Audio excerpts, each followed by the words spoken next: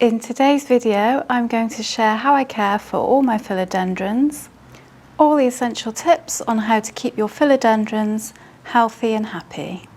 Then I'm going to take you on a tour and show you all of the philodendrons that I currently have in my collection. So first, let's get into the care guide. So let's talk about lighting. Philodendrons generally prefer bright indirect light to stay healthy and to grow well for you. I would advise you avoid putting your philodendron in direct sun because this could scorch the leaves or even cause the leaves to fade.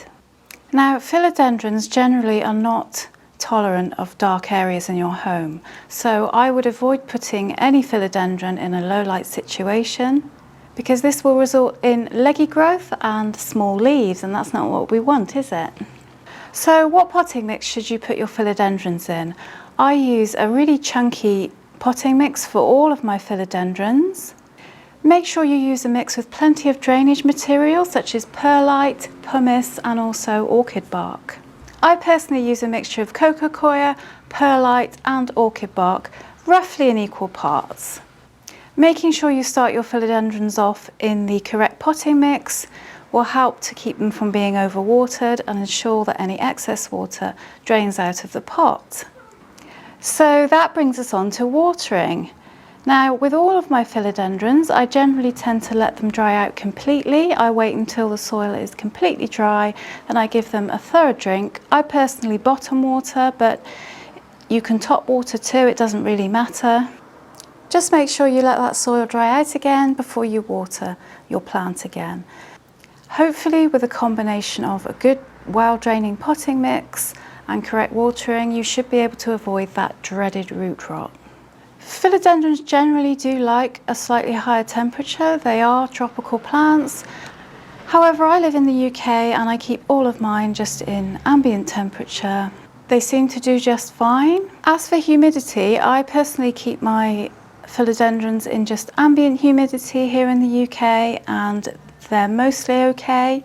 They would really appreciate a higher humidity situation though, so if you can give them some extra humidity, then definitely do that because they will appreciate that.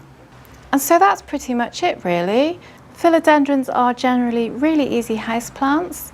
The only problem I really have with mine is occasionally I will get a stuck leaf, and some people say that spraying it with water or putting a wet cloth over it helps. I have tried all of these things and I usually end up mangling the leaf when I try to help it out, so I've started just leaving it, and I find that some of them take longer than others, but they do eventually emerge. So it's really up to you what you want to do about that situation. It's possible that higher humidity may prevent this from happening quite so much. I'm not sure. As I say, I personally keep mine in ambient humidity, but you never know, it may help to keep them in a high humidity situation. So now I'm going to give you a little tour of all the philodendrons that I currently have in my collection. I'm going to start with this guy here. This is my Philodendron Silver Sword.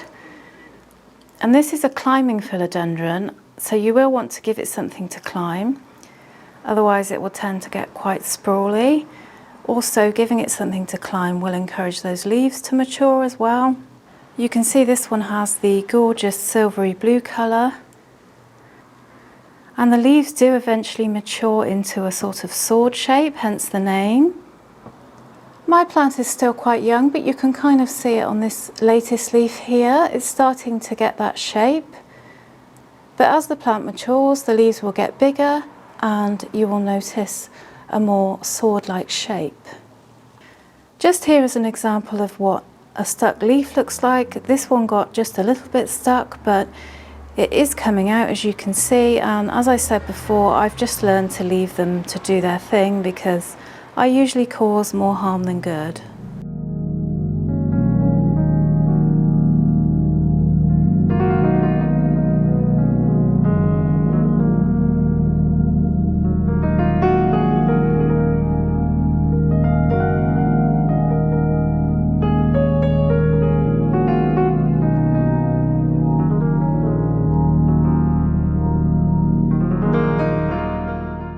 This is my Philodendron Pink Princess.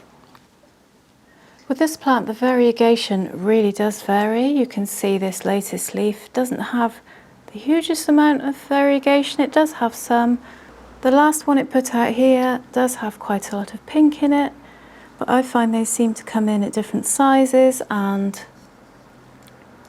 different levels of variegation. Eventually I will be getting this one on a pole because it is a climbing philodendron, and giving it something to climb will encourage those leaves to get bigger.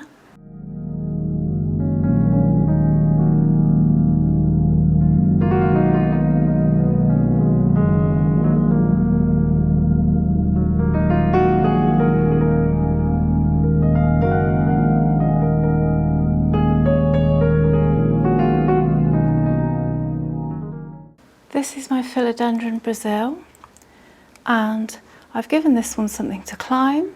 It has already got to the top of the pole, but the leaves are far from mature, they're still quite small. But I've only had this one for a few months, and I just really love these stunning leaves. The variegation on them is just so pretty with this lime green. This one, as you can see, is a climbing philodendron, but you can also have this one trailing as well, and it looks just as good trailing. It's got these stunning heart-shaped leaves. I have to say, this is probably one of my favourite plants of all time at the moment. You can see this plant does have a way to go. It needs to grow in far more. And you can see this latest leaf here, it's got some different variegation in it. They do tend to vary quite a lot. Sometimes you'll get just a little bit, sometimes a lot. And that's something I really enjoy about variegated plants, is the fact that you never know what you're going to get, and it's a bit random.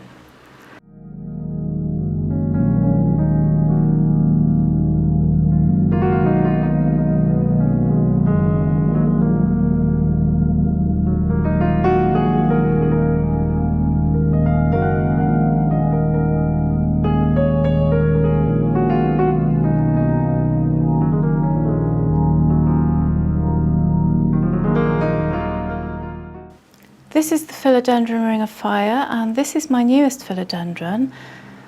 It has variegated leaves and also has this sort of wavy pattern on the edges that I really love. This is an upright philodendron, so it grows upright and in a sort of circular fashion.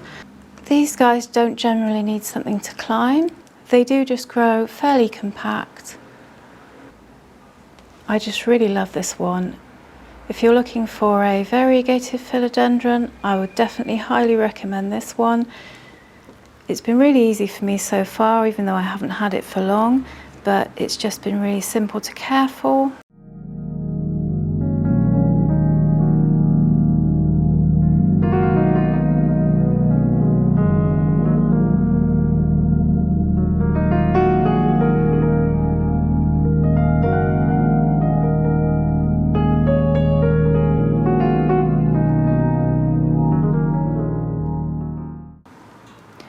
This is the Philodendron Prince of Orange, and I had this one on my wish list for quite some time, and I'm really enjoying having this in my collection. It's called Prince of Orange because you'll see that the new growth comes in a kind of orangey colour, and then it tends to fade out to green. Again, this one is an upright philodendron, so it grows in a compact way. It's not a climber or a trailer. It has these gorgeous elongated leaves, and mine has just grown beautifully for me so far. I would definitely highly recommend this one.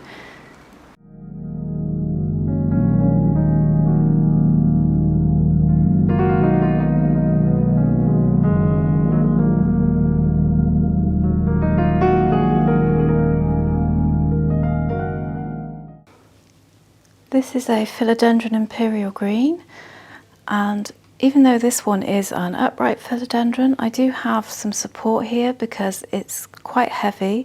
The leaves are very large.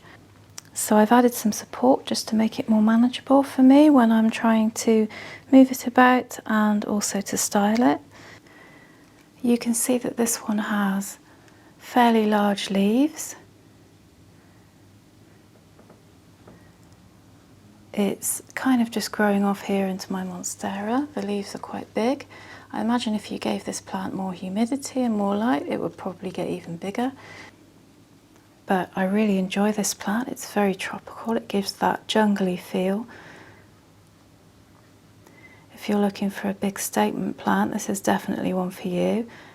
Do beware though, it does take up a lot of space. I've kind of put mine in the corner over here where it doesn't get in the way. The newest leaf I've got here, it's a little bit smaller than the others. That's okay, it's putting out a new one just here. But I really do like this philodendron. I definitely recommend it if you have the space.